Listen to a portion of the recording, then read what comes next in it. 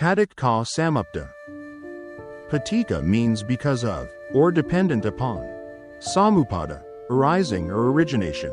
Paticca Samuppada, therefore, literally means dependent arising or dependent origination. It must be borne in mind that Paticca Samuppada is only a discourse on the process of birth and death and not a theory of the ultimate origin of life. It deals with the cause of rebirth and suffering, but it does not in the least attempt to show the evolution of the world from primordial matter.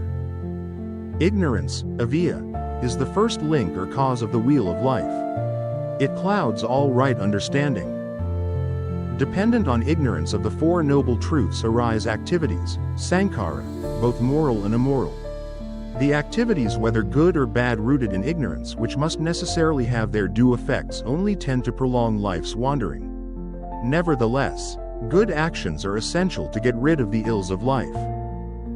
Dependent on activities arises rebirth consciousness, vijnana. This links the past with the present. Simultaneous with the arising of rebirth consciousness, there come into being mind and body, nama rupa. The six senses, salayatana, are the inevitably consequences of mind and body. Because of the six senses, contact, phassa, sets in. Contact leads to feeling, vedana. These five, viz., consciousness, mind and matter, six senses, contact and feeling, are the effects of past actions and are called the passive side of life. Dependent on feelings arises craving, tanha. Craving results in grasping, upadana. Grasping is the cause of kama, bhava, which in its turn conditions future birth, jati. Birth is the inevitable cause of old age and death, hara marana. If on account of cause-effect comes to be, then if the cause ceases, the effect also must cease. The reverse order of the Paticca Samuppada will make the matter clear. Old age and death are possible in, and with, a psycho-physical organism. Such an organism must be born, therefore it presupposes birth. But birth is the inevitable result of past deeds of kama. Kama is conditioned by grasping, which is due to craving. Such craving can appear only where feeling exists.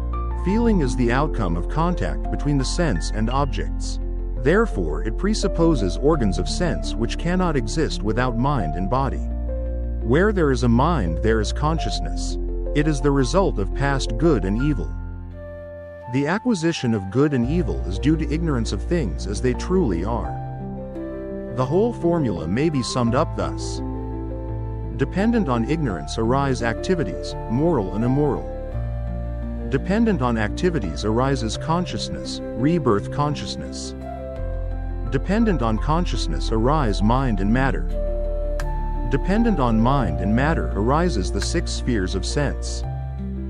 Dependent on the six spheres of sense arises contact. Dependent on contact arises feeling. Dependent on feeling arises craving. Dependent on craving arises grasping. Dependent on grasping arises actions, kama. Dependent on actions arises rebirth. Dependent on birth arises decay, death, sorrow, lamentation, pain, grief and despair. Thus does the entire aggregate of suffering arise. The first two of these 12 pertain to the past, the middle 8 to the present, and the last 2 to the future. The complete cessation of ignorance leads to the cessation of activities. The cessation of activities leads to the cessation of consciousness. The cessation of consciousness leads to the cessation of mind and matter. The cessation of mind and matter leads to the cessation of the six spheres of sense. The cessation of six spheres of sense leads to the cessation of contact. The cessation of contact leads to the cessation of feeling. The cessation of feeling leads to the cessation of craving. The cessation of craving leads to the cessation of grasping.